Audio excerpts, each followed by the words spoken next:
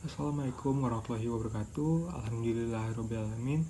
Wassalatu wassalamu ala asrafil anbiya'i wal mursalin wa ala alihi washabihi ajma'in. Kami dari Kompas 3 akan membahas tentang kelangkaan BBM pasca banjir Sumatera 2025. Di sini kami akan menganalisis dampak banjir pada kelangkaan BBM. Kelompok kami itu beranggotakan saya sendiri, Zakia Tela, lalu Humairah, lalu Aura Amalia, dan Lisa Yani. Untuk menjelaskan pertama, akan saya serahkan kepada Lisa Yani.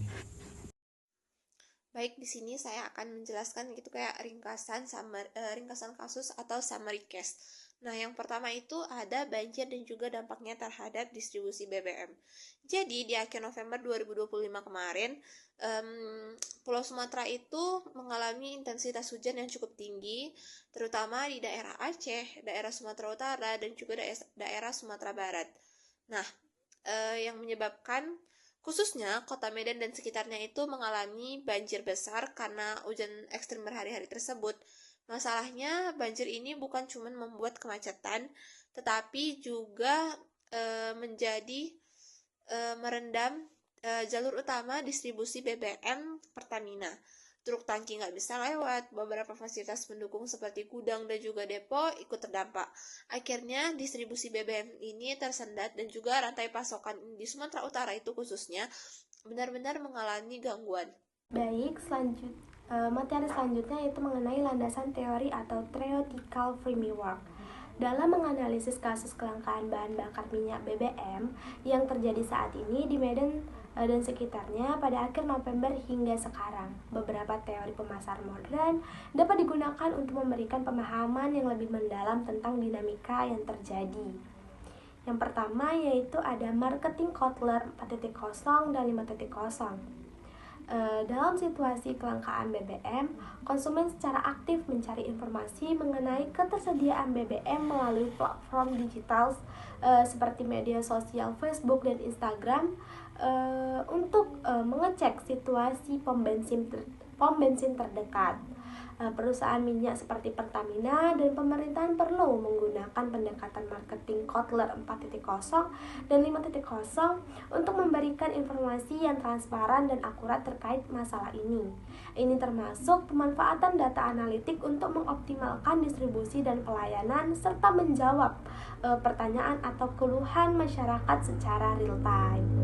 Yang kedua ada consumer behavior dan panic buying.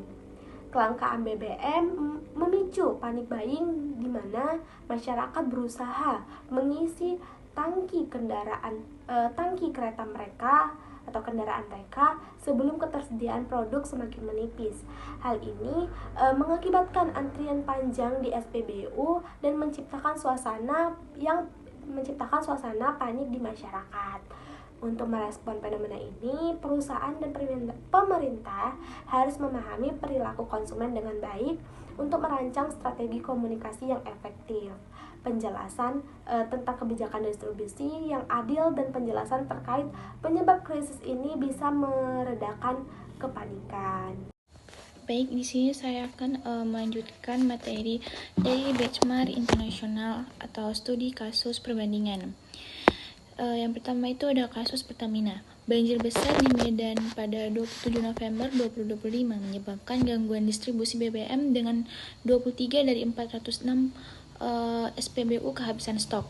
Pertamina berfokus pada komunikasi untuk menenangkan publik, menyatakan bahwa stok aman dan berencana normalisasi distribusi dalam 2-3 hari melalui sistem RAE atau Regular Alternative Emergency. Lalu ada strategi komparatif merek internasional. Yang pertama itu ada Shell dari UK 2021 meluncurkan kampanye Powering Progress senilai 500 juta US dollar mempromosikan bahan bakar inovatif dan transisi energi. Nah, terima kasih kepada teman-teman saya telah menjelaskan hasil dari analisisnya. Sekarang saya akan memberikan kesimpulan dari analisis kami. Nah, menurut analisis kami, banjir itu menyebabkan terputusnya jalur logistik utama dan kerusakan infrastruktur, sehingga menimbulkan keterlambatan distribusi pasokan BBM ke stasiun pengisian bahan bakar umum atau SPBU. Nah, dampak krisis ini tidak hanya bersifat operasional, tetapi juga memunculkan fenomena perilaku konsumen seperti panic buying yang diperparah oleh ketidakpastian dan informasi yang tidak akurat, serta penyebaran hoax di media sosial.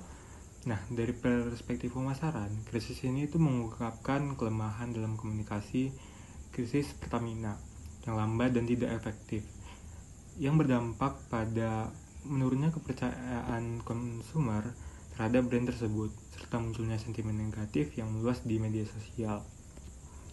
Nah, mungkin itu saja dari kelompok kami. Mohon maaf bila ada salah kata atau salah ucap. Saya sebagai moderator undur diri. Wassalamualaikum warahmatullahi wabarakatuh.